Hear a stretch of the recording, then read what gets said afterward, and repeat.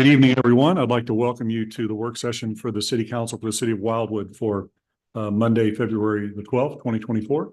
Ms. Eldridge, would you please call the roll? Mayor Boland. Here. Councilmember Clark. Here. Councilmember Bartoni. Here. Councilmember Nyan. Here. Councilmember Farmer. Here. Councilmember McCutcheon. Councilmember Rambo. Here. Councilmember Flasher. Here. Councilmember Garitano. Councilmember Brost. Here. Councilmember Edens. Here. Councilmember Ottenberg. Here. Councilmember Dodwell. Here. Councilmember Marshall. Councilmember Jaxie. Councilmember Hopper. Councilmember Galani. Here. All right, welcome again. As you know, we are having an HVAC issue in the building, and so it is going to be cooler than normal in the chambers this evening. And all I would ask is that as we move forward with the work session and the main meeting, if we just please keep that in mind with respect to the movement of the meeting, given that we'll probably have people here that may not be so comfortable. With that in mind, first up, we have under mayor comments and announcements, we have a guest with us, Mr. Ryan Piercy, who has to be here this evening from MoDOT. Mr. Piercy, would you like to come forward?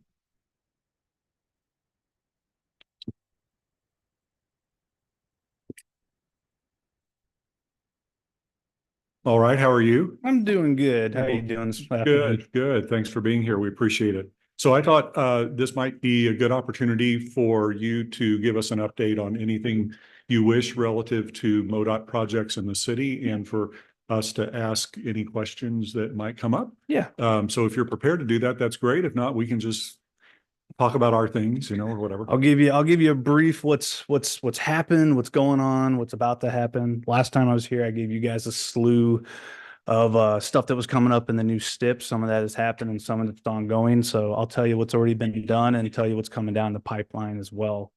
One of the project that's already been completed recently was the resurfacing of the southern portion of 109. That went all the way down to FF. That one's been completed, minus there's just a few additional stripings down at the high school we're going to take care of that we put in there at the end regarding the shoulders where folks are going into.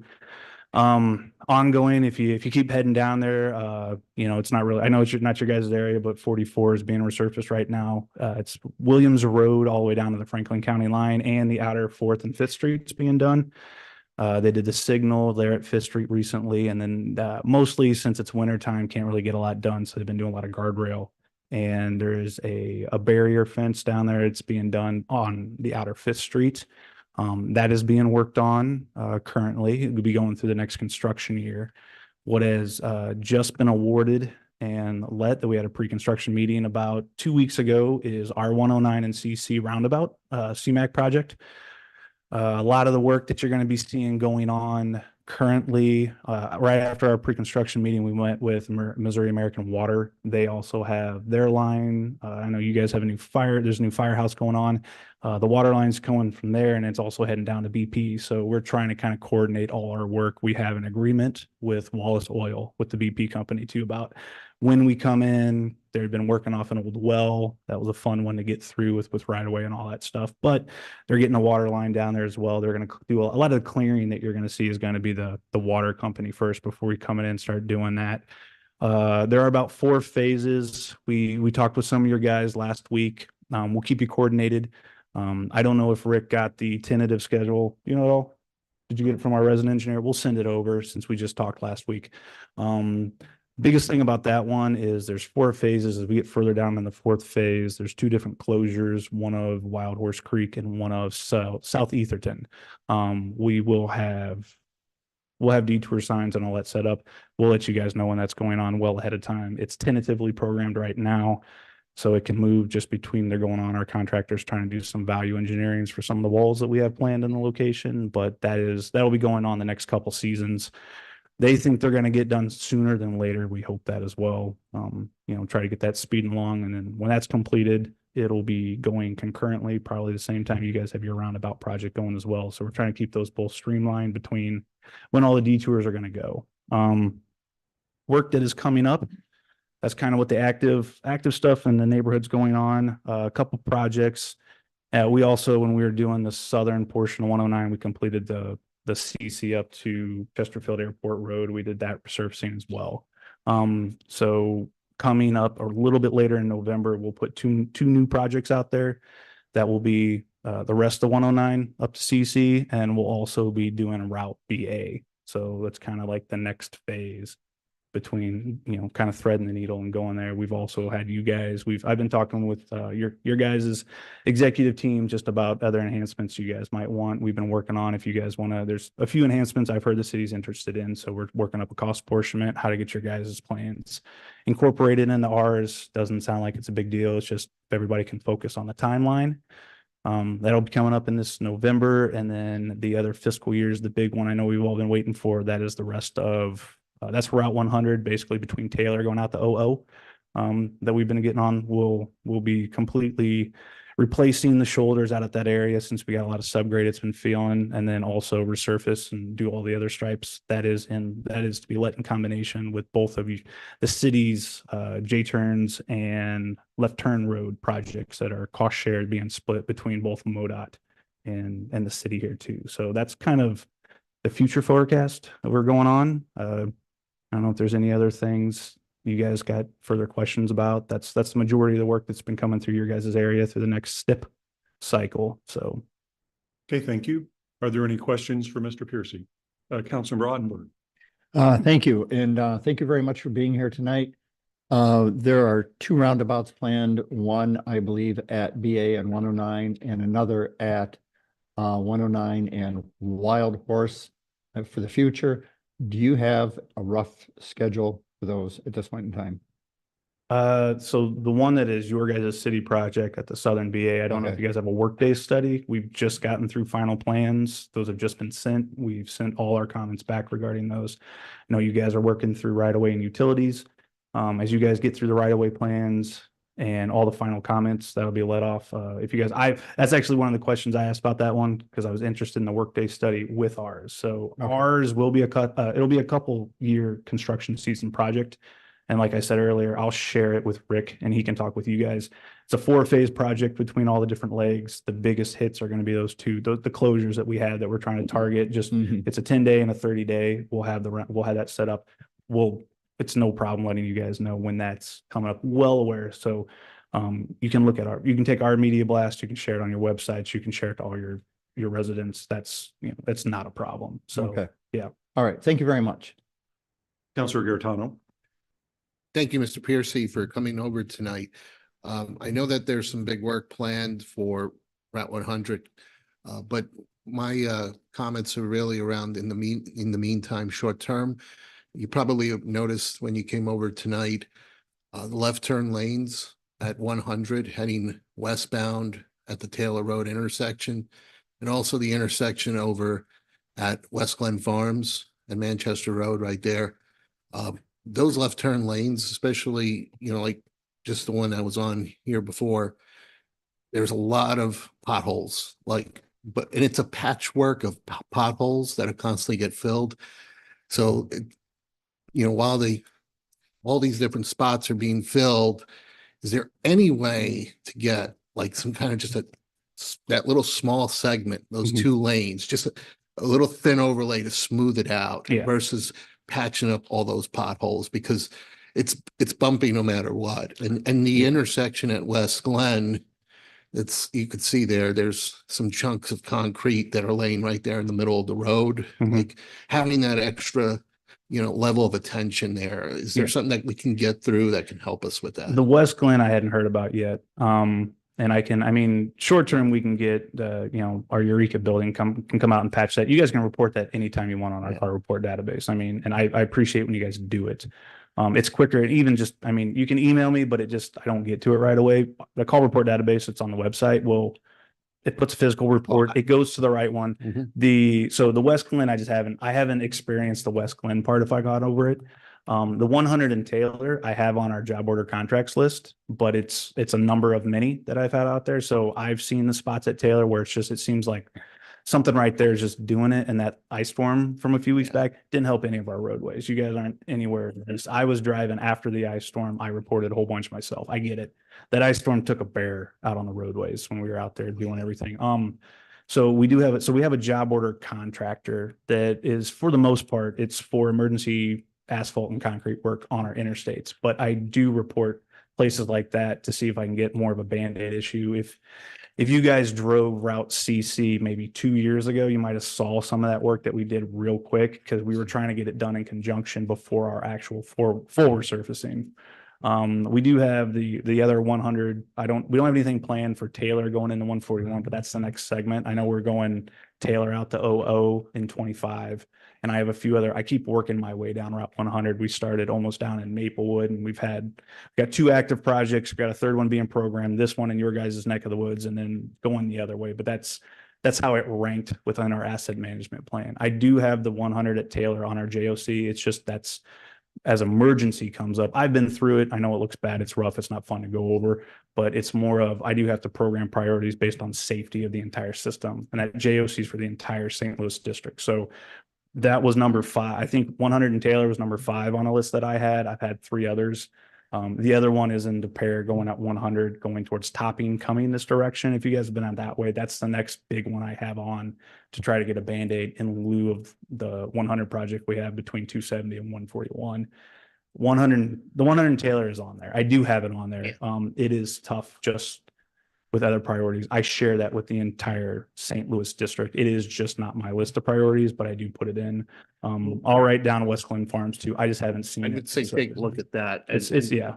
Yeah, Taylor is in rough shape. I mean, as much I've as seen it. as much as you try to keep filling the potholes, Yeah. it's just an uneven. There's surface. something awkward happening with the grade. I don't know if it's delaminated underneath or not. It keeps popping, and I've seen it too. I mean, What can be done to make it a priority? at first, my 100 in Topping is the first priority, and it's been reported. And then where it's recorded, a priority 1, 2, or 3. I mean, the priorities become if it's a safety issue. I understand it's uncomfortable that you guys don't like it. I get that 100%. But I'm not going to take away our job order contractors when it's actual safety issues and emergency work that they're doing on interstates. Those are always going to take the priority on top. And then other issues around I have 5 there's 5 area teams in the St. Louis district. They all have their priorities as well. We all report it and pull into our database about issues on the roadway. I've had a few other issues that I've been able to work through that were just on the list for that are kind of in the same way as your 100 in Taylor that I just had earlier on in other sections of my particular area of St. Louis County. So I get it. I've gone over, I've seen it, but it's got to be gotten in line. And like I said, if I had to pick between Taylor and Topping right now, I'm going with Topping because I have a bigger problem. And not to be too hypercritical or tell you how to do your job, but just as a businessman, kind of looking at prioritization. Mhm. So we've had, as you know, several issues going on. We'll get to those in a moment, in addition to the ones we already talked about. But like, just by example, Ryan, the emergency turnaround over here by Taylor, on 100 just east of Taylor Road for a long period of time was essentially when it rained, it turned into a pond. I got concerned, first of all, about emergency vehicles needing to use that. I think it would have probably swamped the radiator, but in any event, we reported that and it eventually got done. Mhm. But respectfully, filling in, with gravel at that location versus fixing something more permanently at this location that Councilmember Garitano's talking about, that affects a lot more people, just seems to me to be backwards. Well, the JOC crew is the only one crew that does that sort of work. My maintenance crews do not. They don't have the capability of even scratching an inch off and overlaying it. The JOC crew is the only crew in the district that mobilizes. Now, the turnarounds, and a main reason the turnarounds keep happening and the reason that place gets eaten up is because it's not just emergency vehicles using the turnaround. That's another big issue there too, is a lot of unauthorized vehicles are using that turnaround. They always have since it's been put in, and they look to get around across the street to make it. So, that's another issue on top of that. I can have a local maintenance crew come in and put gravel out of their tandem, but what they can't come in and they don't have the capability of doing is any sort of removal and resurfacing. That is a specialized crew that we contract out that is run by a general inspector over for the entire district. So again, that's kind of why the priorities that's why I can make some of those other things happen quicker, because I have those capabilities and a crew can get to it quicker, just like filling a pothole. They can get out there, they can do that. They have the materials in the hot box, they can get out to do that. They can't resurface roadways. None of our maintenance crews have the ability to do that. Councilor Garitano, anything further? Just one follow-up. How about Route BA? Anything on the horizon regarding that one? I was recently noticing that road, especially the shoulders, are Yeah. similar to what you see out in 100 out west where they're crumbling. Yeah. I said that, didn't I? Oh, okay. I Oh, may have did you missed step that. in? Yeah, I was gonna say, I got it. Yeah. Yeah, no, so it's gonna be done at the same exact time as the northern portion of 100. Both of those projects will be let in combination. So while CC the 100 is being done, we will let the entire route BA done as well. So, and trying to keep that in lieu with some of the asks that we've had here, to add some enhancements in there to try to get those put in, not to mention, coordination with our roundabout and your guys' roundabout. Just playing the mix and match and making sure all the contractors play nice with the schedules and they talk to each other. You know, we put those in our special provisions as well. So, yeah. Thank you. If I could to follow up relative to his comment going farther west on 100. And I know how many times have we reported the bumps? So we've gone to your website, the MoDOT website and reported, and I think this would be an easy fix, but we've got a series of probably 6 or 7. It just looks like the upheaval and They're pavement. even. People are driving off the edge of the road to avoid them. And if you could take a look at those as part of the process here, that would be great. Do you want us to report them again or? If they're in there, I'll check. I know the last time you guys reported some pavements, I went into the call report database, actually looked at what had been completed that had been set up. Specifics are great when you go in and put it. Sometimes some people will just say like a 7-mile stretch and that So just we'll doesn't take help. pictures. But give do you know what, I GPS. mean, I was going to put them here. Do you know, just We'll- a brief We'll between take- A and if B. If we didn't take pictures and give you GPS coordinates, we'll do that. I mean, and you don't need GPS, but if you give me a little bit more broad, I can just say it. We have screenshots. Okay, We'll get them to you. And location. sweet. Okay, we can get that to you. Councilmember Edens. And I was trying to keep up with the list of areas that you're working on, so I apologize if this has been already said, but the entrance ramp going eastbound from 109 to Highway 100. So after you exit the turnaround and you get on the entrance ramp, it is just pothole city and they keep coming back. So I'm wondering if there's like a drainage low spot problem because the fixes and the patches that you have don't seem to stay in that particular ramp. South to east or west, It's just so I know which one at the intersection I can, going east. you said 109 to So- 100, so. So it's the entrance ramp from 109. So you go around the roundabout. It's that little stretch to go eastbound. Yes, on 100. So it's parallel to town center, if that's helpful. And it's you can see the gas station. And because it is an entrance ramp, there's not, I mean, it's now seems to be spreading the pothole situations. There's not really another lane you can change to. You can kind of go over a little bit, but it just keeps coming back frequently. And then the other thing is I am conscious that you have to constantly balance other priorities, especially when interstates are competing for attention. And we're a bedroom community, which means that the residents that work here work mostly outside the city and they get on those interstates. And that's important to my residents that they have a safe way to get to work and a safe way to get home and a safe way to recreate. So I do appreciate that.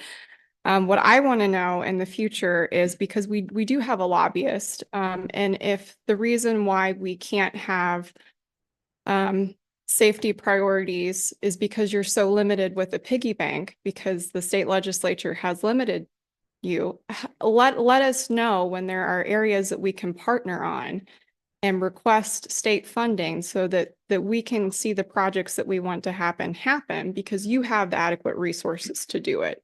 So we have boots on the ground in Jeff City. So when things come up, let's keep that line open with our lobbyist, Mr. Silverman, because if there's a bill that will make our community safer, we want to know about it.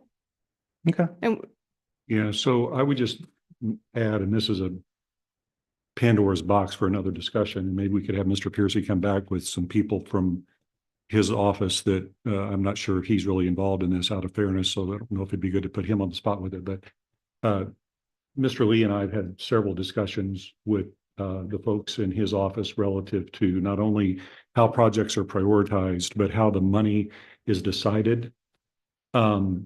where to be, where to spend it. And with all due respect, good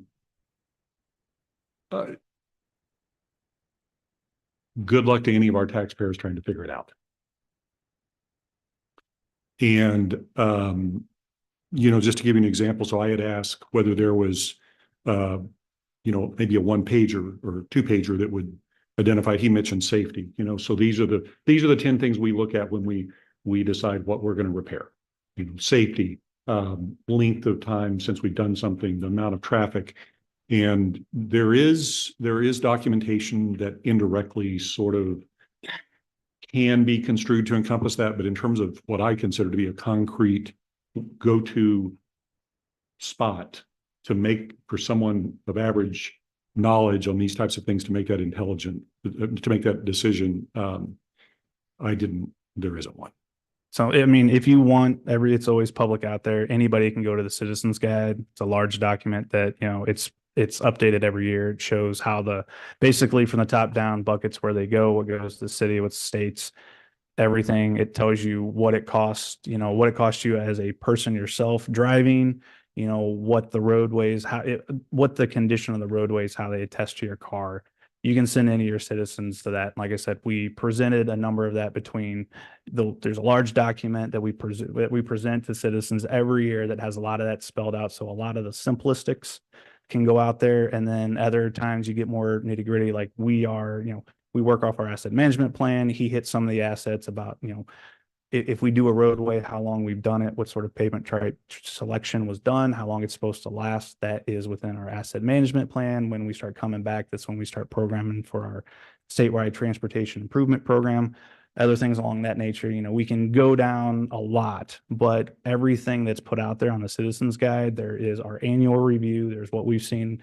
There's everything. If you're curious, it's a good first read. If you want to get more in depth, we have had those conversations in the past, as you've spoken with our deputy director and our district engineer with me present in the box. So we've explained it to, getting down to nitty gritty on that stuff too. If you're interested, and any citizens open to that, we put it out there in the media blast every year. So if it's more of what you want to see just in general, you can read up on it. It's out there for public and it's updated I every think we're year.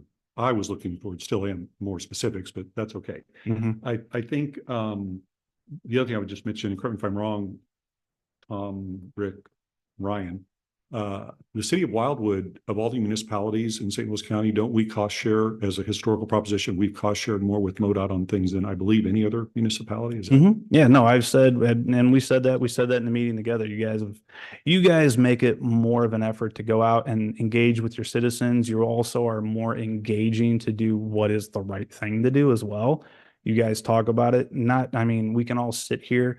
Not everything that I say or try to present, or even some of the projects that we have to do. And I know you guys have to make tough decisions too. And we're talking about safety sometimes to convince people what is the safer option when it inconveniences them. They don't, all of a sudden they want you to do something, but then what you want to do is going to inconvenience maybe a slight trip. And then all of a sudden they're on a different page. So, between what you guys have done, and I love your guys' overall city and your city plan too, with all the work that we've been able to do together, the additional stuff just further down the road at 100, all your additional pedestrian facilities and how to get around your city. It's really, really cool. Like, not as many people engage in just their overall city as well, because they get pushback. And as soon as pushback happens, they're like, well, we don't want any part of it anymore. So I do appreciate the fact that you guys are a partner that was willing to talk to your individuals too, and also just listen, this isn't the most convenient thing, but it is a safer nature on the roadways. And I think you guys just need to, overall see it as it's an improvement. It's an access management change. It's something along the lines. You guys are invested in your community as much as anybody is. You guys are a city. I have 42 different other municipalities that I talk with and do this same situation and talk with.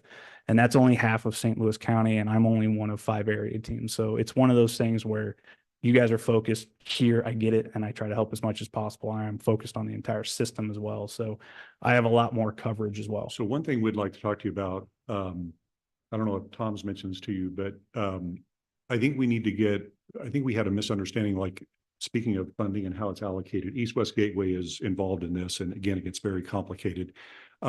But I think we'd like to talk with you, if we already haven't, about how we have better advocacy and who does that and so forth. And maybe that discussion's already happened. But I know Tom and I had a discussion about it because it's important, given that they have, for whatever reason, some involvement in the allocation of projects, that the city of Wildwood has a seat at that table and can advocate for our project. So Yeah, we don't and- need to do that tonight. But Well, and you can read in our engineering policy guide regarding the fact and the size of our city is we are overseen by a metropolitan planning organization. That is it's a federal act that's required. Kansas City is, there's also a rural planning organizations depending on what your act. So if you go in there, and I cannot quote the state statute, I should know it by heart, but I don't, but it is in our engineering policy guide. I would think one of the links in our citizens guide would tell you.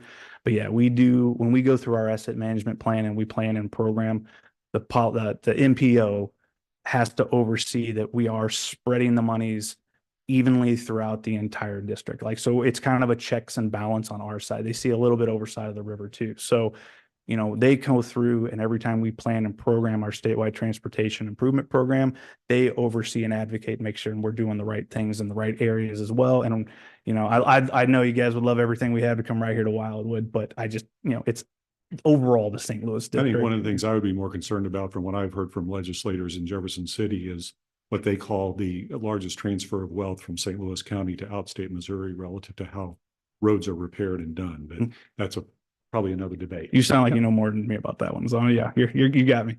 Councilmember Dodwell. Discuss that in more detail at a later date. I just wanted to say, thank you very much for the work that you did with our staff, with the roundabouts. I know we had a lot of angst among our residents when that project first started. There's still a few individuals that I don't like roundabouts. It's confusing to me.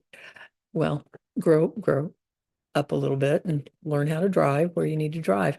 But it has reduced the pollution, reduced the traffic, reduced the angst that the majority of our residents are dealing with along that corridor. And I thank you for working with our staff here.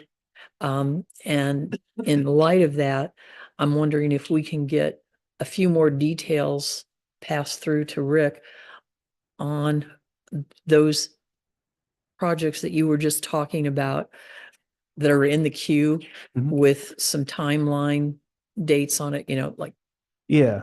out in the future kind of thing. If And you're, then we as a city need to put that in our e-newsletter. We need to put that Yeah. on our website so that the residents don't have to call us all the time. they should already have those dates, like I said, because Okay. because I have Okay. been asked to add a little bit more of aesthetics in there, and they have to meet the timeline. Yeah, If you're ever, and like I said, if you're ever curious too, and it's not fun reading, but the statewide transportation improvement program is programmed every Sta- year. You can just pull the St. Louis and go through, and then you can check your routes. Like, so it's not thrilling reading, Mm. but it is all public knowledge. So if you are curious, and you'll see kind of like the fiscal year, we work on a fiscal year. You know, basically between June and July, that's our fiscal year, and it Mm. changes order. So you can see the fiscal year that it's programmed in. You might not know the month, but we have already expressed those due dates too, when when those projects are coming, timelines, and if it's big enough, the roundabout had its own webpage. Mhm. Resurfacings don't get web pages, but you no. can ask me anything anytime you Mhm. want. It's not hidden knowledge. I just Councilmember think Clark. we as a city need to be more upfront with this kind of information back to our residents in an easy to find, brief little statement. Here's what's going to happen and approximately when. So that's our job. Okay, thank you. Councilmember Clark.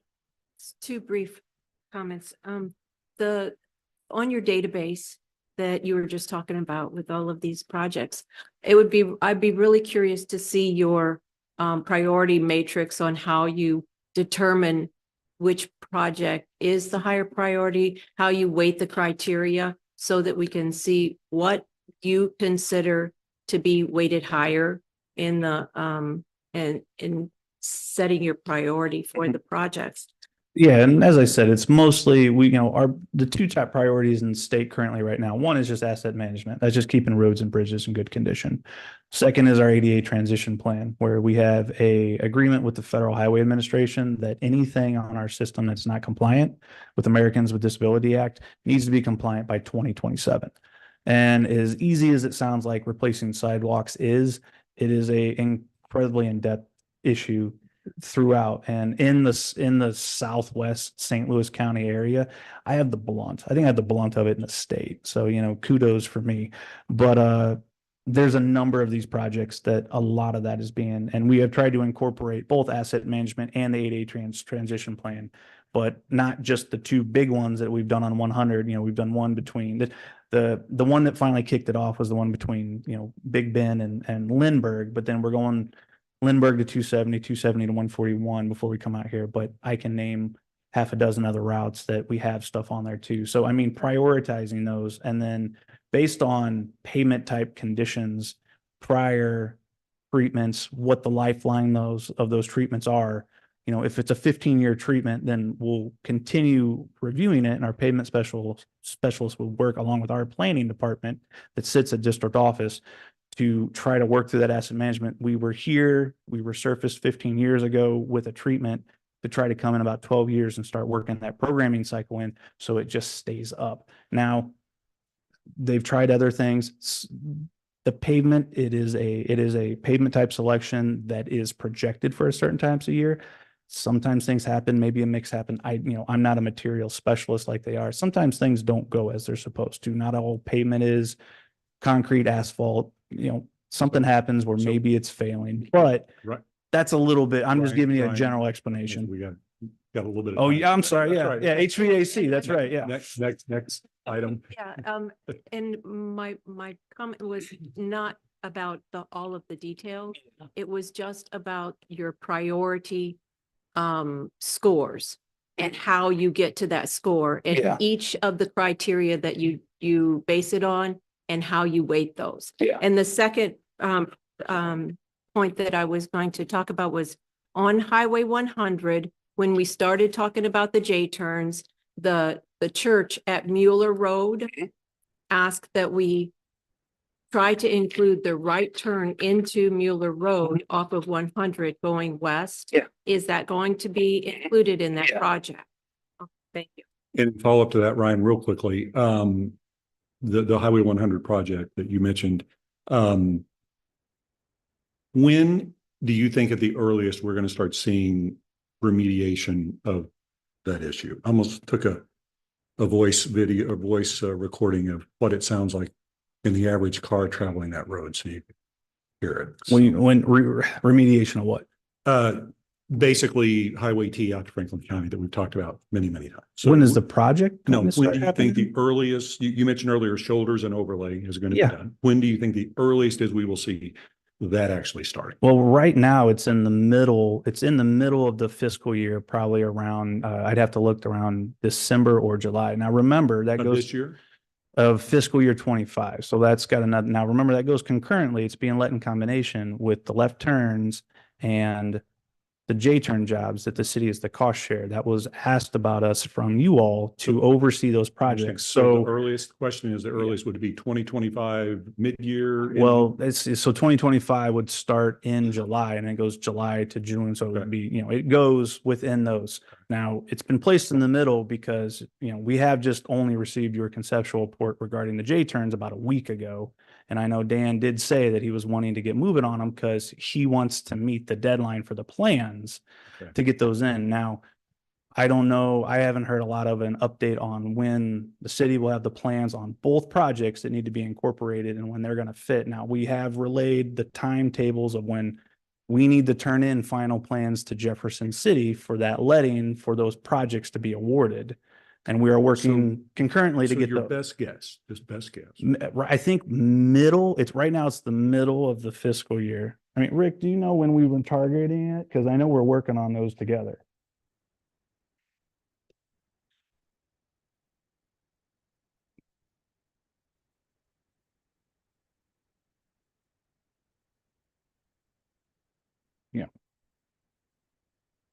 So December of 25, So fiscal year 25 starts, July of this year. Okay. And then goes through, 25, 26 of next year. So we have it right in the middle of November, December to be awarded. And we put it right in the middle because we are also working with So when the start- city can have their Start plans date would ready. Be probably when. If it's awarded in December, then a notice to proceed would more than likely be January, February of next year. next year. So hopefully it would be going around the springtime Okay. because you can't do that. Any other Thank you. Any other questions for?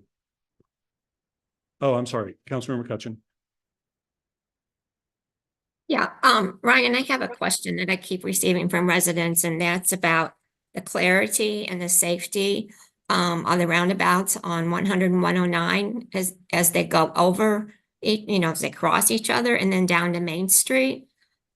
They're finding the markings on the street and the signs and the constitution of the roundabout itself a little confusing. Is there anything that can be done to make that less confusing? I have talked with the designers over at HR Green that designed those for the city. When springtime comes around, I can't do any striping right now. It's too cold.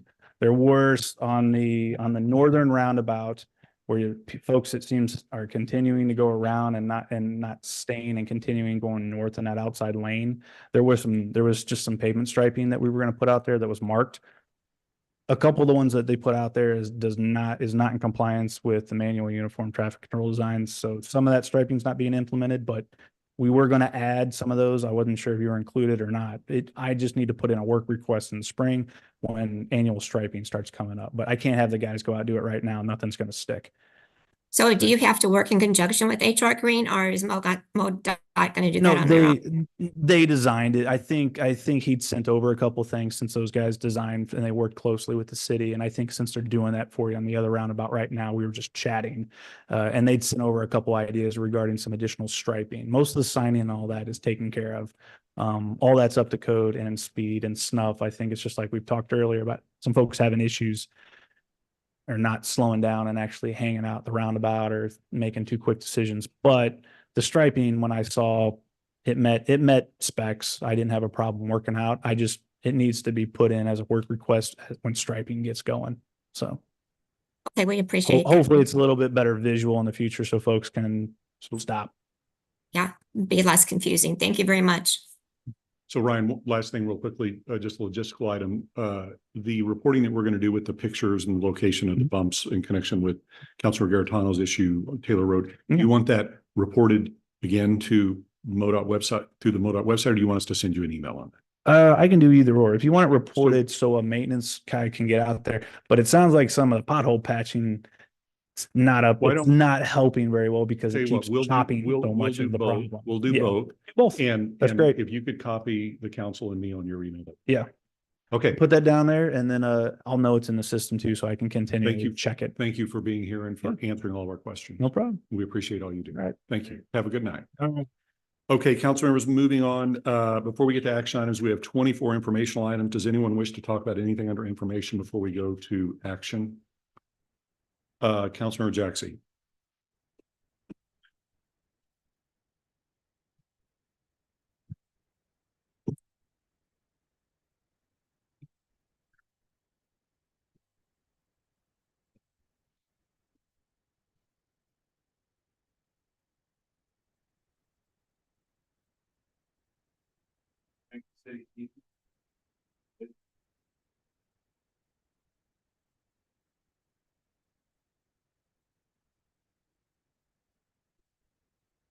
There's been quick mention of the council. Thing we had getting site, they remade all of the gates that they had an up and down. That's pretty sure to take away from that is we have to think that they can get to that 3 meters without having all of the layers that they still got to their target. People really have issues. Brings up on budget bigger money, I think, support that. They continue. We got a way to go. Last time I was making this we have to take it that next step, right? The management of this. I think we've seen some success, but now it's on us to help. We've done that. Councilmember McCutcheon. Thank you, Mayor. I just wanted to make a couple comments regarding the Green Pines Park, and I appreciate Joe taking that to the Planning and Parks Committee, but I would just want to provide some information if that's okay. The allocations of the funds can be used. You know, sometimes we have projects that they don't get started, they get put on hold. So there would be money in the budget in that sense to be able to start this along with the trail, the extension of the third node. It was planned from the very beginning. There was an issue with funding, and that's why we put off that third node, which is more for the elementary kids. It's for swings, both for children with handicap. I don't think that's correct usage. Sorry, Teresa. But also other students. So we'd have a mix of those types of screen or swings. The other thing was that this is part of the strategic goal plan. One of our strategic goals is to enhance existing parks and green spaces. One of our strategic goals says no new parks developed. However, we are doing the Highway 66 park. So I just wanted to bring that to your attention as well. Thank you for listening. Councilmember Dodwell. I just wanted to add on to what council member had just mentioned regarding the deer hunt, et cetera. Where I work, where I go to church, also Woodlawn Chapel was used as a bait site, and in one night they were able to take out about 50 deer in that one site. So I fully support us continuing with this program so that we keep our residents safe. We've had residents come in here as a city council and ask, the deer are running through my back door, the deer are eating all my plants, et cetera. So excellent program. Let's just make sure as we go through our next budget cycle that we keep that on the budget. As far as adds to Green Pines Park, I understand what you're saying, Deb, but you've got a nice park there right now. It's only a year old, maybe a year and a half. Okay, 2 years. Anniversary Park in Ward 4 took 15 years to get a bathroom. So I'm not going to support a bathroom or additions to Green Pines Park just yet. So we probably shouldn't get into debating issues of it. That's all right. Councilmember Edens. Yes, I'll be super brief. I'd like to second what Councilmember Jaxie offered, but I won't repeat it on deer management. And I'm going to switch really quickly to Wildwood Celebration Commission, if that's acceptable, which is just, I want to thank the commission for the work that they did. But a couple of comments is, at the end of the day, the event is for the community. And I think we had a drop in participation, especially at the parade, by families and young kids last year, perhaps because Lafayette Homecoming's parade was the day before, is my understanding. And I think it's important that we're not competing with other events. It would be great if we could, have Lafayette Band. I realize there's a scheduling issue. But I would just like to encourage the city in the future to consider moving the date to accommodate wider participation.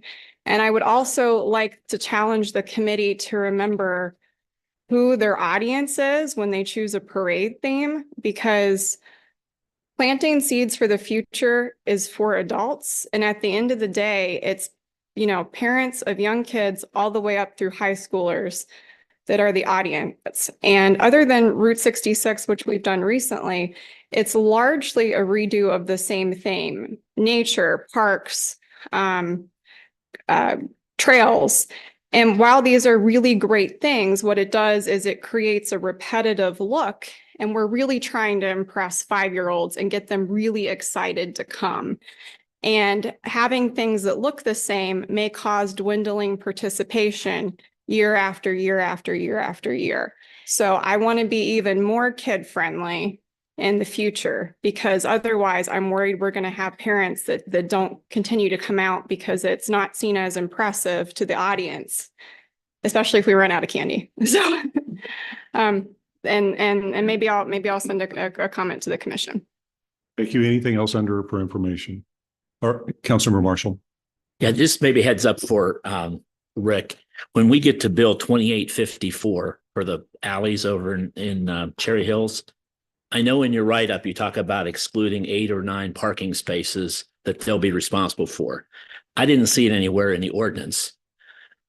A few years from now, when they come back and say you've redone the alley, but you haven't done those, I think that should probably be included in there somewhere for down the history. So just the comments before we try to read it. Yep. Why don't you consider that before we get to that and let us know? So what bill was that again, Councilor Marshall? Okay. Anything else under informational items? All right, that takes us to action, and hopefully these will go rather quickly because we have an executive session. Essen Log Cabin, Mr. Benich. Thank you, Mr. Mayor. Mr. Mayor, members of City Council, the Historic Preservation Commission has reached a point where it made 6 decisions relative to the cabin that are important to its character and ultimately its preservation worth. Those decisions related to the main door, the accessibility, the shingle type, the foundation type with natural stone, no electricity being run to it, and then finally, the limited amount of lighting. Tonight, the department is presenting that set of recommendations and decisions to the City Council for final action. With final action, the plan sheets, the architectural drawings can be completed. And then ultimately, the intent is to go out the bid this spring. Thank you. Any action requested from us this evening? The department would respectfully request a motion, second, and vote by City Council on endorsing the 6 changes. Councilmember Dodwell.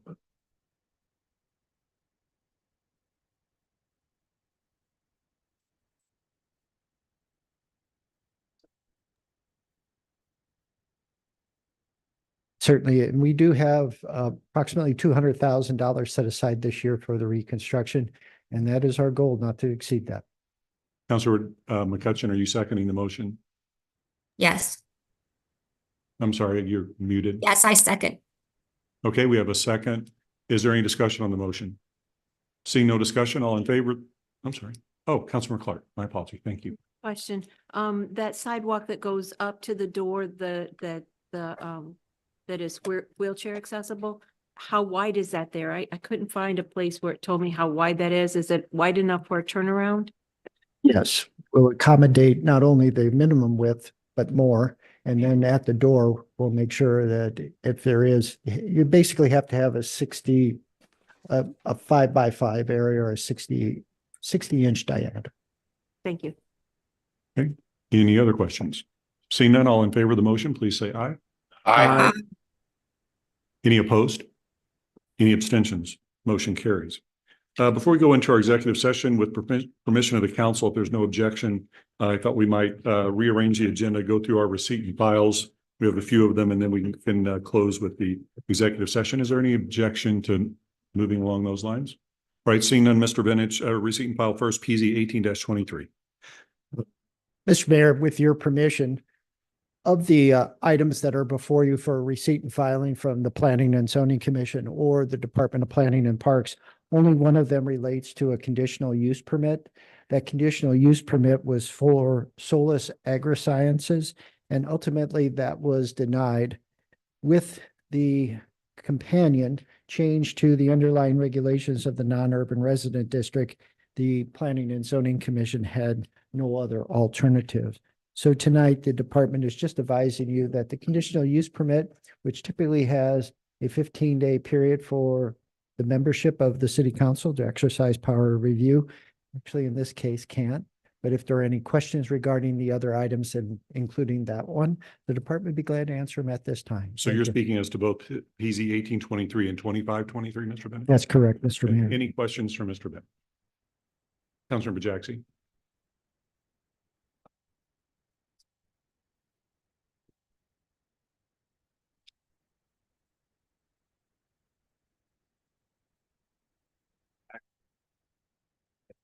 say, if you would partner with the city based on that. application. I guess the question is, if we wanted to look into modification of the ordinance to open this up, open up our ordinance. Wow. What would be the best next? On terms of a zoning amendment, the city council can act contrary to the recommendation of the planning and zoning commission if it wishes the substantive amendment. Understood, but we think that maybe we need to look at the ordinance as a whole first, rather than this for instance. So my recommendation would be to have that, if you want to do that, have that referred to, make a motion to have it referred to our Planning and Parks Committee for consideration. Okay, we have a motion and a second by Councilor Bartoni. Is there any discussion on the motion to have the Planning and Parks Committee look at the ordinance relative to expanding agricultural type things? Is that basically where you're headed, what you're talking about? Okay, any discussion on the motion? See no discussion on the motion. All in favor of the motion, please say aye. Aye. Any opposed? Opposed? We have one opposed, Councilor McCutcheon. Any other opposed? Any abstentions? Motion carries. That takes us to PZ 19-23. Windcrest Falls. Oh, I'm sorry, 29-20. Okay, thank you. Yeah. Mr. Mayor, members of City Council, this is a report with recommendation from the Planning and Zoning Commission regarding the outdoor game court or horde court surface. The commission approved it unanimously, and it is one of the few, I believe, that will have no impact on any property other than where it is located. If there are any questions, the department would be glad to answer them. Any questions for Mr. Benich? Seeing none, except we lost our picture. I can't, there we go. Thank you, Travis. Seeing no questions. Next, recommendation report, item number 4 for preliminary plat of proposed Melrose Heights subdivision. Thank you again, Mr. Mayor. Mr. Mayor, members of City Council, the Planning and Zoning Commission approved a preliminary plat for this 6-lot subdivision that would be located at the intersection of State Highway T, St. Albans Road, and Milrose Road. The lots range in size from a minimum of 4+ acres to over 11 acres. The site complies with all of the tree preservation and natural resource protection standards and was unanimously approved. If there's any questions, the department would be glad to answer them at this time. Any questions for Mr. Benich or comments? All right, seeing none. Next, item 5, review and consideration of requests from Mr. Doster relative to the development at 109-100 Southwest Corner. Again, thank you, Mr. Mayor. Mr. Mayor, members of City Council, the Planning and Zoning Commission granted a 12-month extension to formerly Payne Family Homes, now Fisher Homes, for the submittal and action on the site development plan for the reserve at Wildwood. The reserve at Wildwood is located on the southwest corner of State Route 100 and Route 109, is part of Town Center, and authorized up to 132 lots. If there are any questions, department would be glad to answer them at this time. Any questions for Mr. Benich or comments? All right, seeing none, Mr. Benich, maybe you could handle items 6 and 7 collectively, since they seem to be somewhat related, as to 2024 capital improvement program project, as to the reworking of having a new roundabout on Old State 109 and State Route 109 and State Route BA, as well as the reworking of Taylor Road. Yes, sir.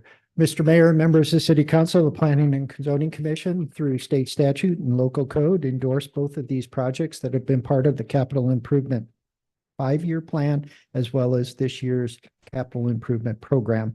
As mentioned by the mayor, these are projects that will benefit State Route 109 and State Route BA, as well as Taylor Road, Manchester Road, and certain environs around it. Again, these actions were unanimous again. If there are any questions, the department would be glad to answer them at this time. Any questions for Joe or any comment? All right, seeing none. Next, the update on submittal request for qualifications to develop the stormwater management master plan. Thank you again, Mr. Mayor. Mr. Mayor and members of the City Council, as you know, the Watershed Erosion Task Force has been meeting for over 3 years. It's consistently been looking for funding through grant opportunities. Oftentimes, one of the comments we hear from those that provide grants is that, do you have a stormwater management master plan? We have a number of different plans. We do not have a specific one named this. The Watershed Erosion Task Force endorsed preparing such plan, and with the assistance of the Department of Public Works, we received 5 responses to the request for qualifications, and this item will be before the Watershed Erosion Task Force at its planned meeting on Wednesday, February 21st. If there are any questions about the responses, Mr. Brown and I'd be glad to try to answer them at this time. Thank you. Any questions or comments? All right, Thank you. seeing none, last, we have the emergency purchase report, Mr. Lee. Thank you, Mayor Boland. So, real quick update. About a week ago, we had our HVAC, our boiler go out of commission. The purchasing power of the city administrator is 10,000. We received a quote swiftly after our contractor came out. It was well over the amount that is warranted for the city administrator. It was at $38,000 to replace the boiler. It was considered cheaper to replace said boiler instead of just fixing it. So the decision was made to create an emergency purchase because they had to have an overhead time to get it delivered to the city hall, which now we're looking to have it installed tomorrow or Wednesday at the latest.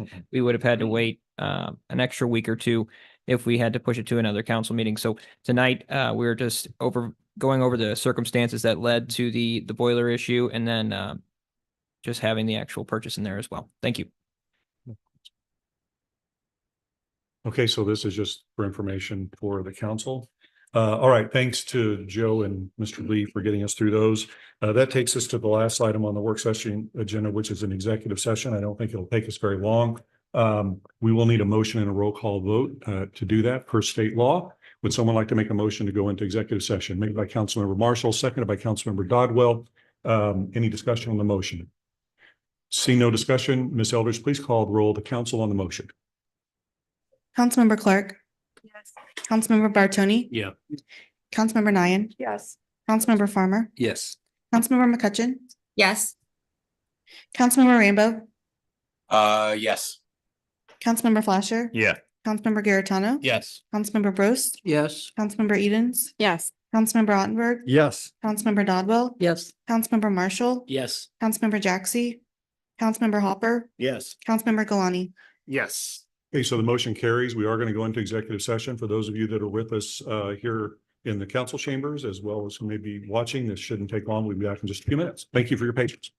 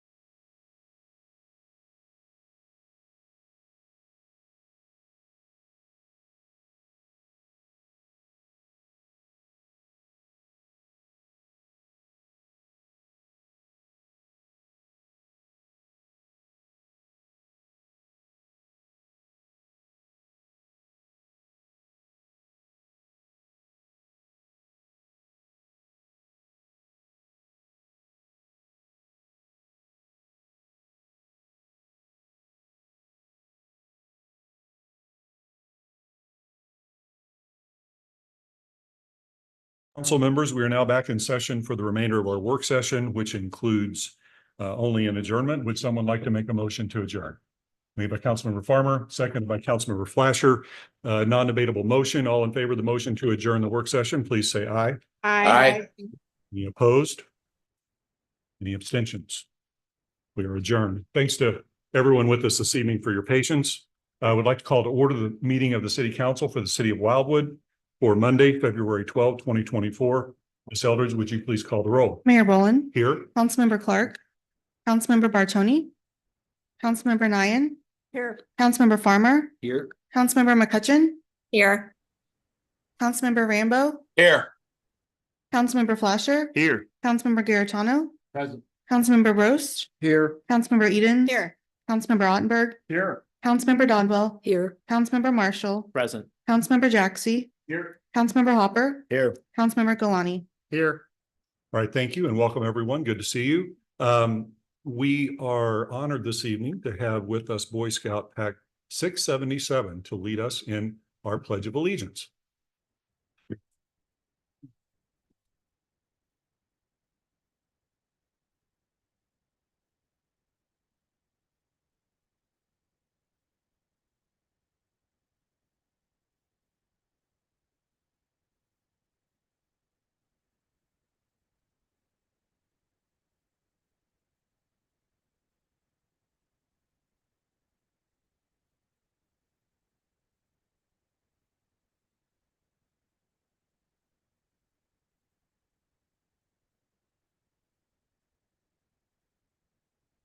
Pledge allegiance to the flag of the United States of America and to the republic for which it stands, one nation, under God, indivisible, with liberty and justice for all.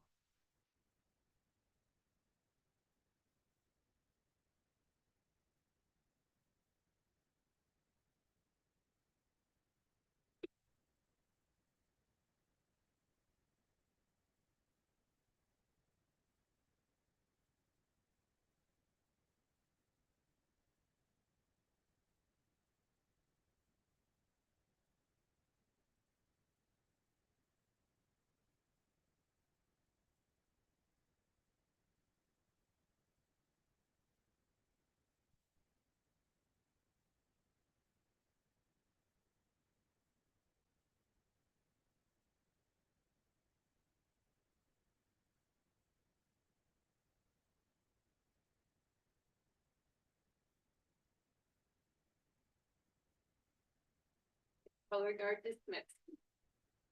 How about we give them a round of applause?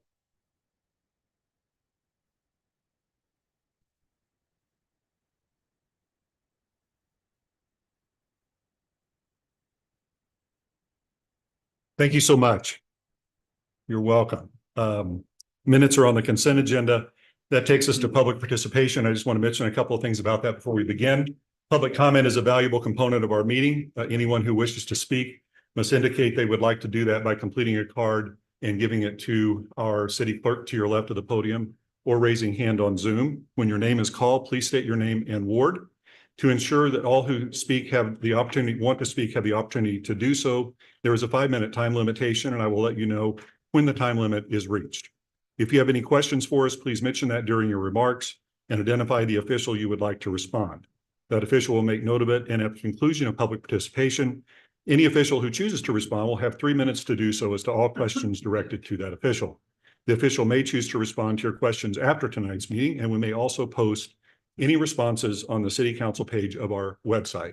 And finally, please be respectful to others in making your remarks. This means that interrupting others and using profane and abusive language are prohibited. And I want to thank everyone in advance for following these. First speaker card, please. The first speaker card is Teresa Pearson.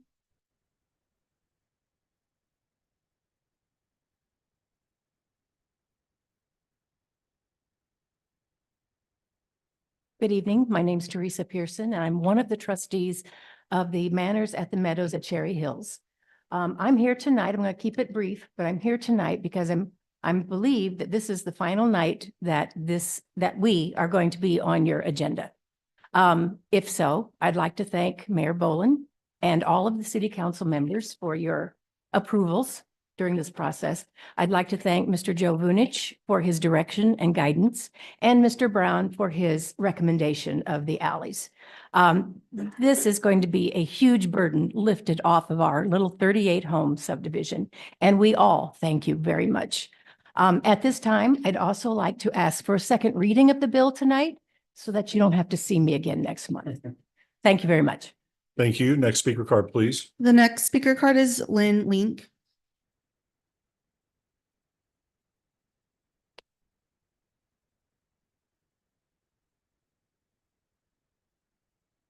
I'm Lynn Link and I live at 4028 Indian Ridge Estates, and I'm going to speak on several issues.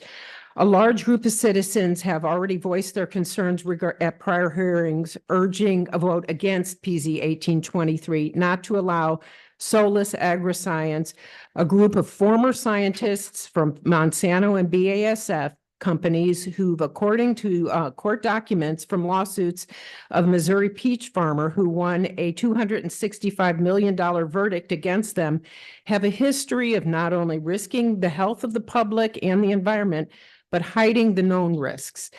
We want to please vote against this and don't allow them to do experimental gene editing and risking the health of citizens in our over 7,400 acres of mostly forested public lands. The second thing is I would like to urge the council to finally vote down the TB Benton Homes development. Numerous citizens again voiced their opposition against this development as it is too intense for the proposed plot of land, along with concerns about water runoff, soil toxins, and improper asbestos abatement and the effects on nearby residents. At the last P&Z meeting, several of the commissioners voiced concerns about complaints brought up by citizens about cell towers proposed off of Highway T.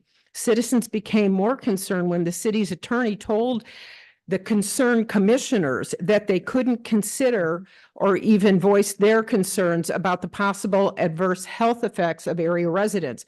I've printed out information from the Environmental Health Trust and Physicians for Safe Technology, which are nonprofits that help civic leaders to enact common sense codes and ordinances to help mitigate the health risks to local citizens. Additionally, as a voter, I feel that I need to voice my concern about the mayoral candidate race. Thousands of Americans have voiced concerns about harassment, censorship, and First Amendment violations concerning the Nextdoor social media platform. I'm currently in arbitration with the Better Business Bureau against Nextdoor for those issues, asking for removal of several local users who have lead status, which gives them additional powers to moderate content. Last week, when I first met mayoral candidate Tony Salvatore, he told me that he was suspended from Nextdoor too, without being given any reason or right to appeal. As a mayoral candidate, Joe Garitano was listed by someone has informed me as a lead on Nextdoor. I'm asking that he use his special powers as lead to convince Nextdoor to reinstate Tony Salvatore on that platform and then remove himself as lead status so that this local election will appear free and fair. Thank you very much. Thank you. Next speaker card. The next speaker card is Jean Vedvig.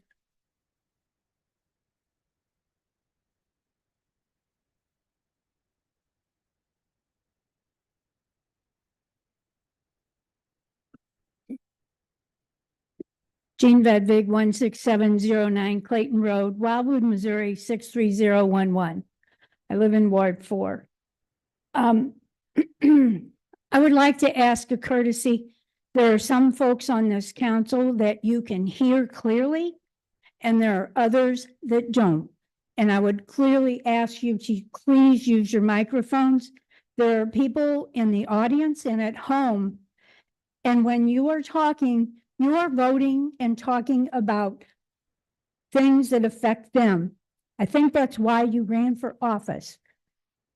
Also, I appreciate those who appear to pay attention while there are speakers here talking about things that are very important to them. I think it's a courtesy that the residents get to hear and see what you have to say. And with clarity. I would also like to ask, with regards to Soilers,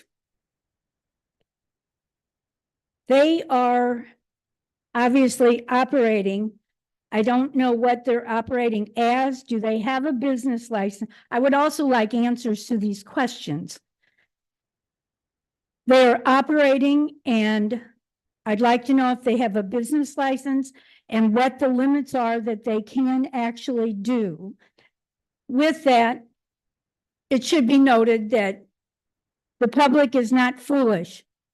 They know that somebody doesn't pay $920,000 for a piece of property, and then they're denied, and then they just go away. The people made their voices clear. Now, I think there was one or two of you that might have attended the planning and zoning meetings, but I would urge you to go back and listen to the public comments of the people who live in Wildwood. That is why we incorporated. We used to have to go to the county and watch people ignore us. We don't expect that from the city of Wildwood. We actually incorporated this city. And by we, I'm not speaking of me. I'm talking about the 36,000+ people who live here. And they came here with intention. They didn't just drop in out of the sky. Thank you. Did I meet my time? You did. Thank you. You did. Thank you. Next speaker card, please. Do we have anyone online that wishes to speak? Travis? All right. All right. Thanks to each of you who came this evening to speak. We appreciate it. Mayor appointments, we have a couple there on the consent agenda. That takes us to public hearings. The first relating to the community block grant development block grant funds. Ms. Eldridge, would you please read it? The city of Wildwood, Missouri will hold a public hearing to discuss the estimated allocation of $25,500 in community development block grant funds, which will become available after January 1st, 2024.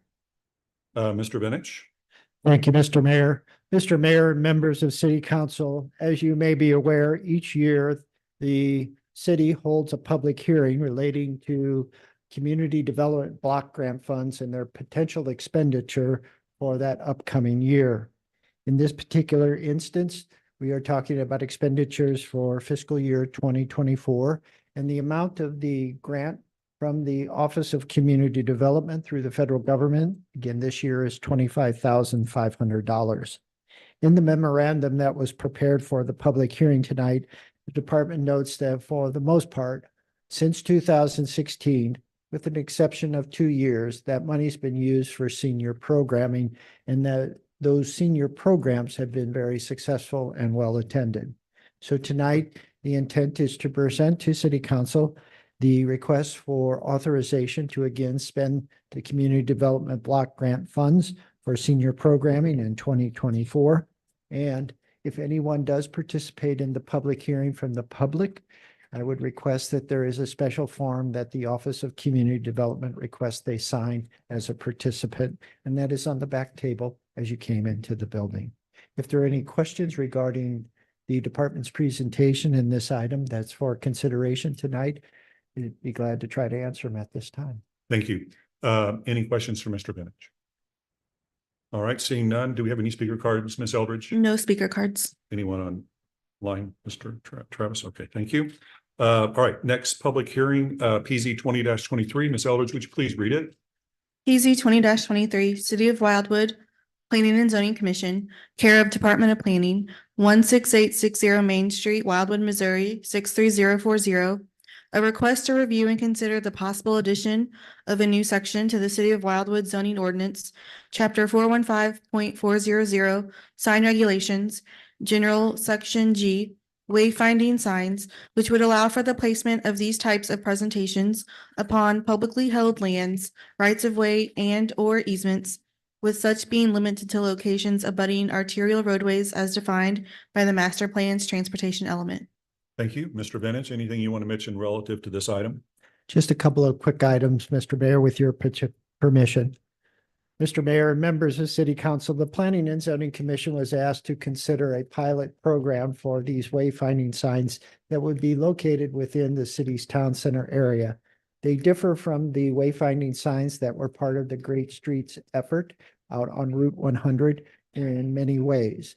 The Planning and Zoning Commission believe a pilot program was the most successful approach to see if they would be effective tools to help the business community as well as residents and visitors to the main activity nodes within this special area of Wildwood.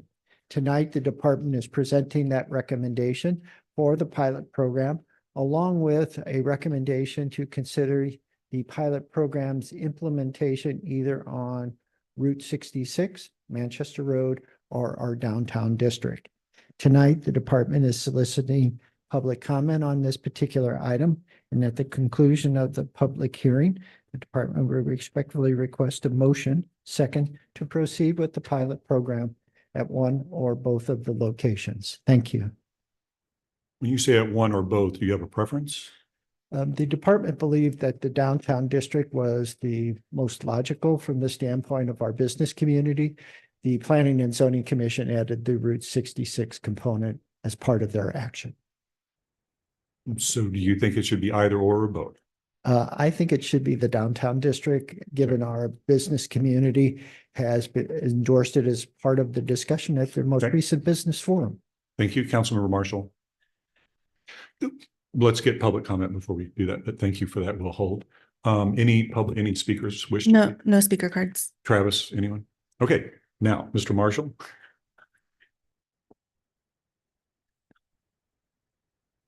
Okay, we have a motion from Councilmember Marshall as requested by the director, and it's seconded by Councilmember Ottenberg. Is there any discussion on the motion? Seeing no discussion on the motion, all in favor of the motion, please say aye. Aye. Any opposed? Opposed. Any abstain? Do we have an opposed? Was that Councilmember McCutcheon? Yes. Okay, Councilmember McCutcheon, thank you, Councilmember McCutcheon. She's opposed. Any other opposed? Any abstentions? Motion carries. That concludes our public hearings. We now go into legislation, specifically second readings. And council members, we have three bills for second reading. The first is Bill 2847, relates to all wards, and it concerns relating to all wards, and it concerns a fee change for the issuance of zoning certifications from the Director of Planning.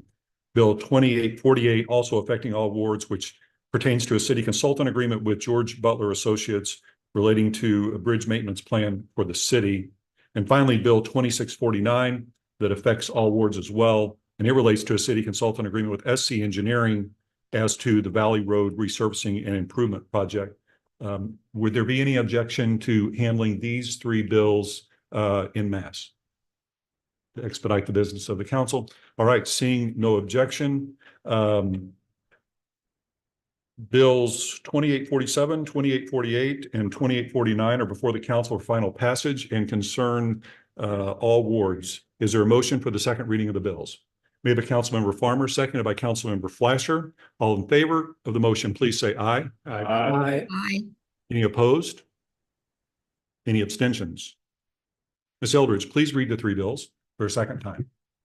Bill number 2847, an ordinance of the city of Wildwood, Missouri, amending section 415.550 of the Code of Ordinances of the city of Wildwood, Missouri by deleting subsection B of section 415.550 in its entirety and enacting in lieu thereof a new subsection B of section 415.550, providing a fee for the issuance of a zoning certification from the Director of Planning, second reading.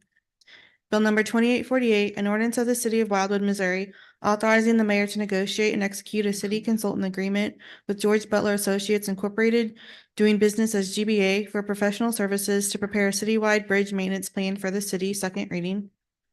Bill number 2849, an ordinance of the city of Wildwood, Missouri, authorizing the mayor to negotiate and execute a city consultant agreement with SC Engineering Incorporated, doing business as Cochran, for professional services to complete the design of the Valley Road resurfacing and improvement project in the city, second reading. Thank you. Mr. Benich, do you have anything further you'd like to mention relative to Bill 2847?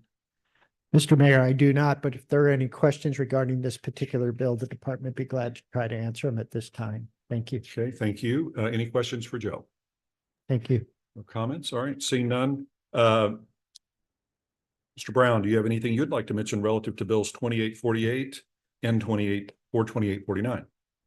Thank you, Mayor. I do not, but as with Joe, I'm available for any questions from the city council at this time.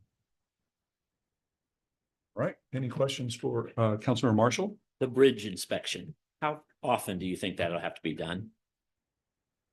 Well, this proposal in front of you is really a one-time project. The inspections, we inspect our bridges, our major bridges every 2 years. So this is essentially a task to pull together a plan that we can budget for and a task list that we can then implement essentially in the field to be sure that we're carrying out all the requirements of the inspections that are done on those bridges. So this is basically a one-time thing.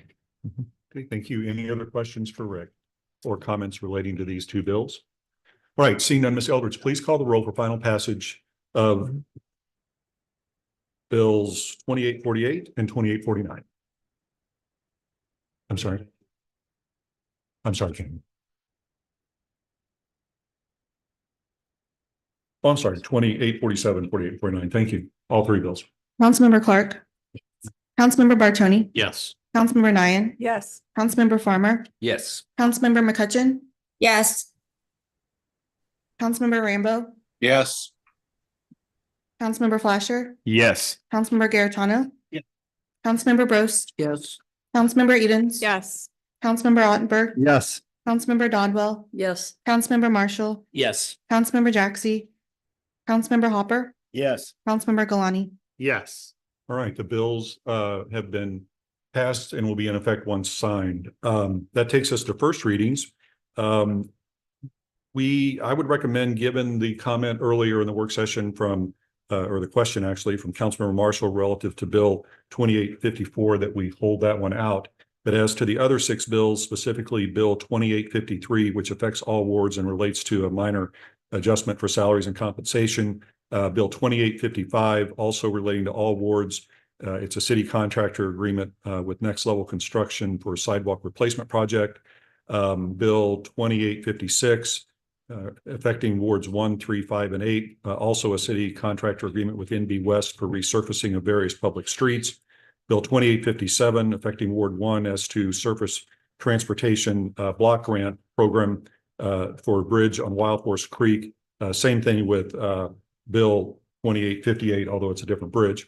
And finally, Bill 2859 is a lot split in Ward 6 as to what will be known as Bartold Lane lot split. Would there be any objection with respect to the six bills other than 2854 to having those handled in mass?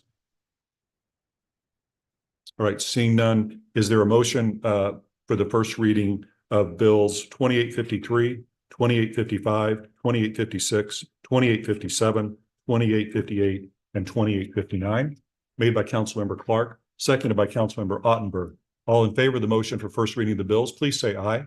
Aye. Any opposed? Any abstentions? Ms. Eldridge, please read the bills for the first time. Bill number 2853, an ordinance of the city of Wildwood, Missouri, amending the FY 2024 municipal budget to adjust for salaries and compensation, first reading. Bill number 2855, 2855, an ordinance of the city of Wildwood, Missouri, authorizing the mayor to negotiate and execute a city contractor agreement with Next Level Construction LLC for the FY 2024 concrete street and sidewalk replacement project, including other incidental items as shown on the project bid documents, first reading. Bill number 2856, an ordinance of the city of Wildwood, Missouri, authorizing the mayor to negotiate and execute a city contractor agreement with NB West Contracting Company for the resurfacing of various public streets within the city, including traffic control and other incidental items as shown on the project bid documents, first reading. Bill number 2857, an ordinance of the city of Wildwood, Missouri, authorizing the mayor to negotiate and execute a surface transportation block grant, STBG program agreement with the Missouri Highways and Transportation Commission to obtain federal funding to construct the Wild Horse Creek Road Bridge number 386 replacement project, first reading. Bill number 2858, an ordinance of the city of Wildwood, Missouri, authorizing the mayor to negotiate and execute an off-system bridge BRO program agreement with the Missouri Highways and Transportation Commission to obtain federal funding to construct the Wild Horse Creek Road Bridge number 387 replacement project, first reading. Bill number 2859, an ordinance of the city of Wildwood, Missouri, authorizing the division of an approximately 6.6 acre parcel of ground into two lots, which will be part of the southeast quarter of the southwest quarter of section 17, township 44 north, range 3 east, city of Wildwood, St. Louis County, Missouri, located on the north side of State Route 100 at Beartooth Lane, and to be hereafter known as 18735 Bartold Lane, lot split plat, first reading.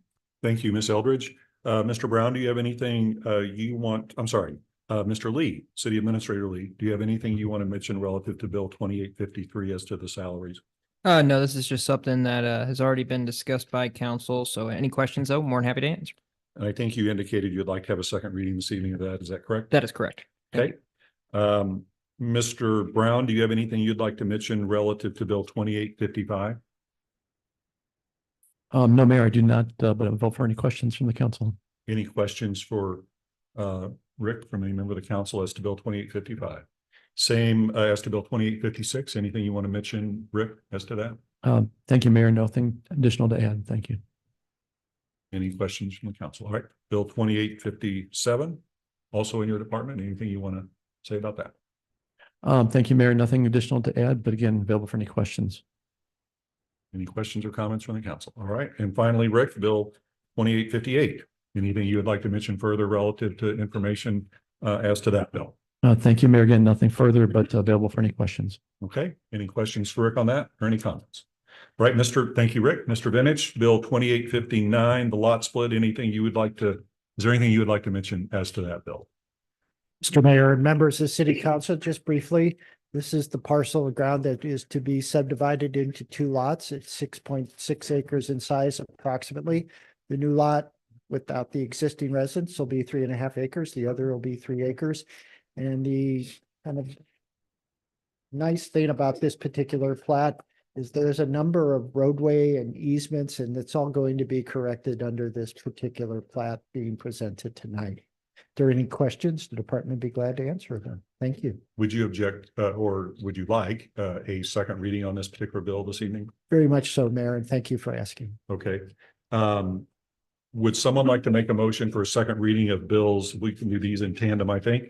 Bills 2853 relative to the minor salary issue, as well as the one we just discussed, Bill 2859, the Bartold Lane lot split. Councilmember Bartoni. I just have a question. Sure. First, and forget my ignorance here. Should we read 2854 first before we do second readings on the others, or does that not matter? I think we would do second, I don't think it matters, but I think Okay. we would do second readings first just because it's already before the council and familiarity, and we've agreed to rearrange it. But thank you for the question because we need to keep our process right. So I appreciate that. Councilmember Flasher. Yeah, I'll make the motion for second readings of both bills. Both bills. Okay, so you have a motion for second reading of bills 2853 and 2859 this evening. Is there a second? Seconded by Councilmember Hopper. As you know, doing a second reading in the same evening requires a supermajority 2/3 vote. So we'll try that by voice and see where that goes and take it from there. All in favor of the motion for second reading of the two bills as made in the motion, please say aye. Aye. Aye. Any opposed? Any abstentions? So the 2/3 majority has been met. Ms. Eldridge, please read bills 2853 and 2859 a second time. Bill number 2853, an ordinance of the city of Wildwood, Missouri, amending the FY 2024 municipal budget to adjust for salaries and compensation, second reading. Bill number 2859, an ordinance of the city of Wildwood, Missouri, authorizing the division of an approximately 6.6 acre parcel of ground into two lots, which will be part of the southeast quarter of the southwest quarter of section 17, township 44 north, range 3 east, city of Wildwood, St. Louis County, Missouri, located on the north side of State Route 100 at Beartooth Lane, and to be hereafter known as 18735 Bartold Lane, lot split plat, second reading. Okay, thank you. Any further questions or discussion on the two bills? All right, seeing none, Ms. Eldridge, please call the roll for final passage of the two bills as read for a second time. Councilmember Bartoni. Yes. Councilmember Nian. Yes. Councilmember Farmer. Councilmember McCutcheon, Yes.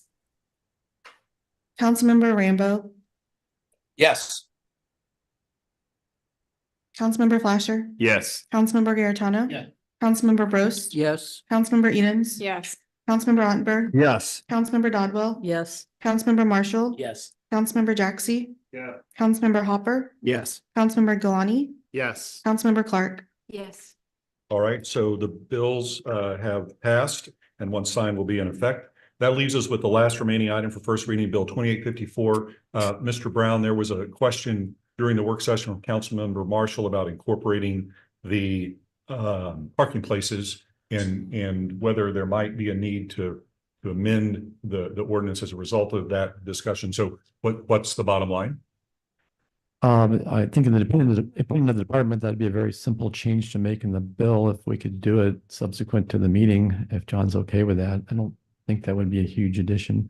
Subsequent to the meeting. Well, but we have a request for a second reading. So I think to accommodate that, we would, if the council wants to accommodate that, and I'm assuming we may, we would just need to do an amendment to it here. And what would that amendment be if the council wanted to do it, both as to the wording and as to the budgetary implication, if any? There would be no budgetary change. It would just be adding verbiage to the bill to clarify that the parking adjacent to the alley is not included in the dedication of the transfer. Okay, so what they're voting on, so we're going to get the language specifically.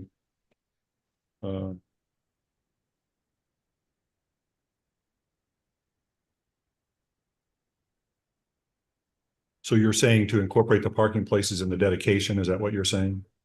No, they would not be incorporated. It would be stated explicitly in the bill that it does not include the parking. That was my understanding.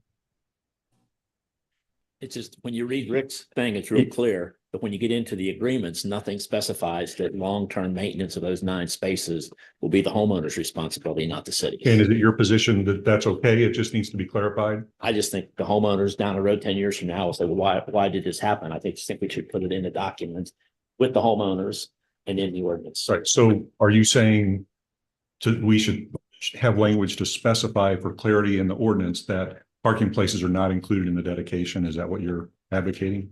That would be one way. The other would be in the homeowner's agreement. Nothing says in the homeowner's agreement that those wouldn't be included. That would keep it more specific, just to those. City Attorney, If I may I ask a question to the Director of Public Works? absolutely, go ahead. Does the crosshatched area on the plat include parking spaces? It does not. Okay, so what's crosshatched and what's described in the legal description does not include any parking spaces, but for sake of clarification, I would suggest that in the second or the last whereas clause. Just a moment. In the last whereas clause, where it says, whereas Stella Cherry Way and Sweet Cherry Way.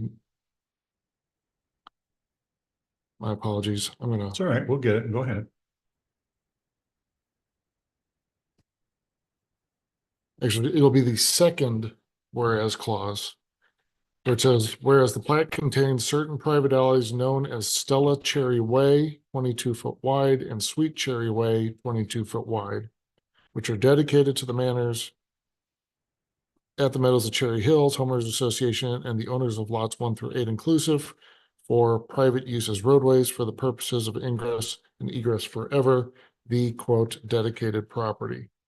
I would add to that definition after the word forever, comma, which excludes any parking spots. How about and excluding any parks? That's fine. But in terms of the definition of the property, description of the property in the dedication document and the ordinance itself, which references the cross-hatched area on the plat, those parking spots aren't included. So this is merely clarification. But if you look at those documents, you can look at this and determine that they were not included in the dedication or Parking spots or parking areas? Parking spots. Spaces. Spaces. Thank you. Okay, so the recommendation of the city attorney for clarification is that the bill, and we'll get to how we're going to amend it if you want to do that in a moment. But if you want to do it at the second whereas of Bill 2854, just prior to the definition of dedicated property after the word forever on the last line, it would say, and excluding any parking spaces. Okay? But that bill cannot be amended until we get to a second reading of it. And so we need to do a first reading. And then if you want to have a second reading this evening, that's when the amendment would occur. If you don't want to do a second reading this evening, the amendment would occur at the next meeting of the council. Because by code, we cannot amend a bill until it's been read twice. Okay, so back to the beginning. Would someone like to make a motion for the first reading of Bill 2854, affecting Ward 8? Made by Councilmember Garetano, seconded by Councilmember Galani. All in favor of the motion for first reading of Bill 2854, please say aye. Aye. Aye. Aye. Any opposed? Any abstentions? Ms. Eldridge, please read Bill 2854 for the first time. Bill number 2854, an ordinance of the city of Wildwood, Missouri, accepting certain alleys and rights of way within the subdivision known as the Manors at the Meadows at Cherry Hills for public maintenance, first reading. Okay, thank you. Any questions for Rick or any further discussion on the bill? Or does someone want to make a motion for a second reading? Councilor Galani. I'll make the motion for the second reading. Okay. We have a motion for a second reading of the bill. Is there a second? Made by Councilmember Garetano. And as I mentioned earlier, second readings on the same evening of a bill require a supermajority 2/3 vote. So we'll try it by voice vote, see where that goes, and take it from there. All in favor of the motion for second reading of the bill, please say aye. Aye. Aye.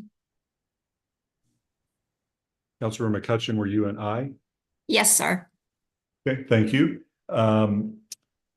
Ms. Eldridge, please read, so the supermajority has been met, that requirement. So Ms. Eldridge, please read Bill 2854 a second time. Bill number 2854, an ordinance of the city of Wildwood, Missouri, accepting certain alleys and rights of way within the subdivision known as the Manors at the Meadows at Cherry Hills for public maintenance, second reading. My apology, the city attorney just noted I didn't ask if there were any noes or abstentions. So I think it was unanimous, but just for the record, were there any abstentions or no votes on the motion for a second reading? Okay, so the minutes will reflect that. Thank you, Mr. Young. Okay, so the bill has been read a second time. Would someone like to make an amendment along the lines as what was recommended by the city attorney? Councilor Galani. Yeah, I'd like to make a motion for the amendment that the city attorney suggested. Okay, and so that amendment will be in the second whereas clause of the bill after the word forever on the last line. And it'll say, quote, and excluding any parking spaces, close quote, right before the parenthetical. Is there a second to the amendment? Councilmember Bros seconds. Any discussion on the amendment to the bill? All right, seeing none, all in favor of the amendment to Bill 2854 as presented, please say aye. Aye. Aye. Any opposed? Any abstentions? All right, the motion carries. Bill 2854 has been amended. Any further discussion on the bill that has now been read a second time and amended? All right, seeing none, Ms. Eldridge, call the roll for final passage of Bill 2854. Councilmember Nian. Yes. Councilmember McCutcheon. Yes. Councilmember Rambo. Yes. Councilmember Fleischer. Yes. Councilmember Garetano. Councilmember Bros. Yes. Councilmember Edens. Finally, yes. Councilmember Ottenberg. Yeah. Councilmember Dodwell. Yes. Councilmember Marshall. Yes. Councilmember Jaxi. Yeah.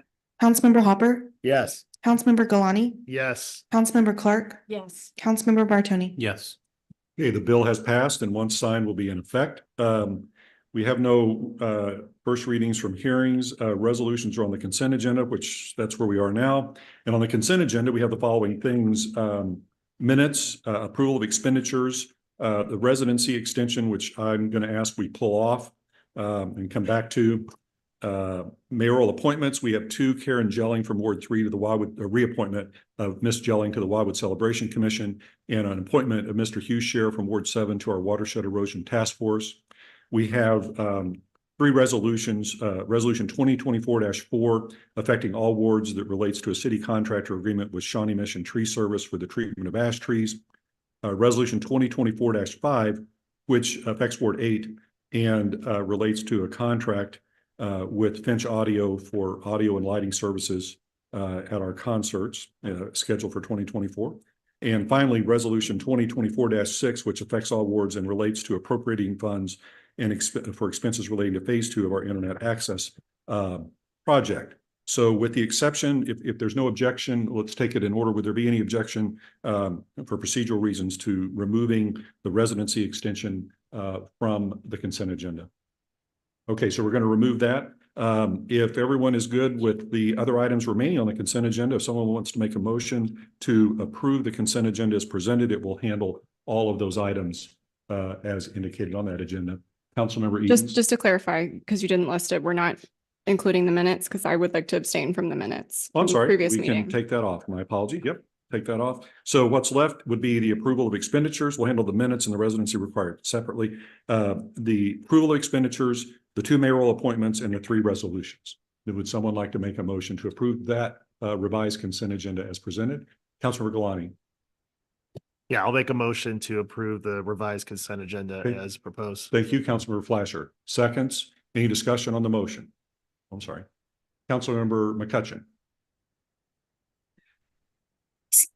I'm sorry, what? You have your hand raised? Did you? Oh, no, I'm sorry. I was going the same place that Miss Edens did, so I'm sorry, must have Okay. not raised my hand. That's all right. That's all right. Okay, so we have a motion and a second to approve the revised consent agenda as presented. Any discussion on the motion? See no discussion. All in favor of the motion to approve the revised consent agenda as presented, please say aye. Aye. Aye. Any opposed? Any abstentions? All right, motion carries. Okay, minutes. Would someone like to make a motion to approve the minutes of the council's January 8, 2024 work session and regular meeting if you don't have any changes to them?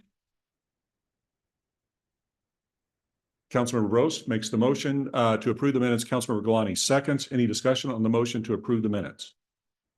Seeing none, all in favor of the motion to approve the minutes, please say aye. Aye. Any opposed? Any abstentions? Staying. Okay, we have several. Councilmember Clark abstains, Councilmember Flasher abstains, Councilmember McCutcheon abstains, Councilmember Edens abstains, thank you, Councilmember Marshall abstains, Councilmember, I was just thinking I might have to break a tie on the minutes here. Councilmember Hopper abstains. So with that, we have what's the vote in favor and opposed? So what's the vote in favor and opposed? So it would be 9 in favor and 6 abstained.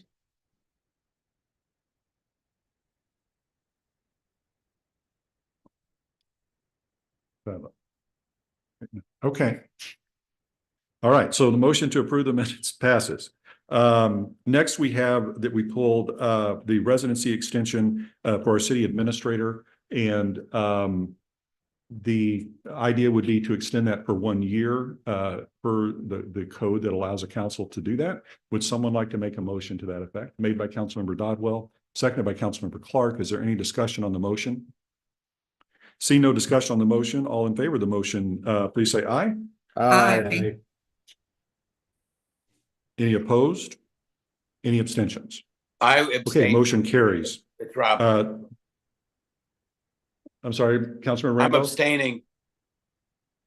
from that motion? Yes. Okay, we have 1 abstention. I think I called for abstentions, but just in case, any other abstentions? All right, very good. That takes us to miscellaneous. And we have 1 item, which is setting a hearing for the appeal relative to PZ 8-23 and B and 8. PZ 8-. Well, they're both labeled the same. 8 and A, I'm sorry, 8-23 and 8A-23. Mr. Vinich, anything you want to mention relative to that? Mr. Mayor, members of the City Council, as you recall at our January meeting of this year, a valid appeal was presented to the City Council, which reviewed it and concurred. The next step in the appeal process is to set a public hearing date. Thank you. And council members, I've spoken with our city administrator, looked at our agenda schedules and what's on it, what's not on it, and a number of other things. My recommendation would be to set this for hearing at the May council meeting. And if you agree with that, if someone would make a motion to that effect, that's what we will do. Councilor Brost. So we have a motion to set it in May, seconded by Councilmember Bartoni. Any discussion on the motion? This will be for the May council meeting. Seeing none, all in favor of the motion, please say aye. Aye. Any opposed? Any abstentions? Motion carries. And as fate would have it, that brings us to adjournment.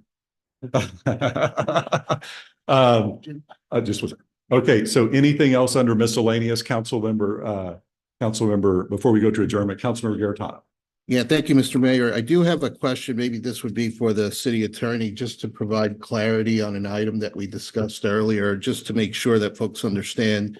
This item regarding the Solace real estate proposal, that item there, as it stands, would be that the council basically accepted the planning and zoning's decision for denial. Or is there, could you advise on that? City Attorney Young. As to the specific conditional use permit request, without having, the city council did not exercise its power of review at this time. So therefore, that conditional use permit is denied as it was previously? It will be, correct. It will be, okay, thank you. Anything else under miscellaneous? Councilmember Edens. I just wanted to thank the ad hoc committee and thank my fellow council members for supporting funding for rural internet tonight. You made a lot of people in Ward 2 that have been very angry happy, and you made myself very happy. I will now remove my claw marks from the ceiling where I've been hanging upside down, exasperated. I'm not as funny as I think I am. I'm very tired. I would also like to say I really appreciate the Parks and Rec Department for the Cabin Fever Hiking Challenge. Once again, it's a very popular event that showcases what we do really well in the city, and it's in the interest of public health. It's very popular. I did it again with my father. I enjoy the father-daughter bonding time. I also brought some friends this time, and you should know that it didn't impress the toddlers. They slept through the hike, so. The last thing is, Councilmember Dodwell brought this up at a previous meeting, requesting an update that is a public session update. So I want to be specific about that on the Strecker Road sidewalk expansion project. And if we're, going to be ready to move in the future, and easements that we can acquire that are not bogged down. And I am still kind of waiting for that because I have residents that are concerned. And if we can't make any action on other areas, then maybe we need to look at some of the previous segments that were not prioritized, because the current segments that were prioritized we're not able to gain ground on. So just a request for some departmental feedback again. Thank you. Now or? It could be now or it could be in a memo form, either one. I believe, well, not to speak for the department, but my suspicion is they're probably waiting on some key items to materialize before it could reach a point of further action. Is that correct, Mr. Brown? Okay, so if you could do a memo to the council and me on that at your earliest convenience, we'll get a better understanding as to where things are. Okay, thank you. Okay, without objection, that's what we'll do. Anything else under miscellaneous? All right, we are now to adjournment. And Councilmember Farmer makes a motion to adjourn, seconded by Councilmember Marshall. And as you know, this is a non-debatable motion. So we'll go straight to the vote. All in favor of the motion to adjourn the meeting of the council, please say aye. Aye. Any opposed? Any abstentions? So the motion carries. Again, I want to thank everyone in the audience for being with us this evening.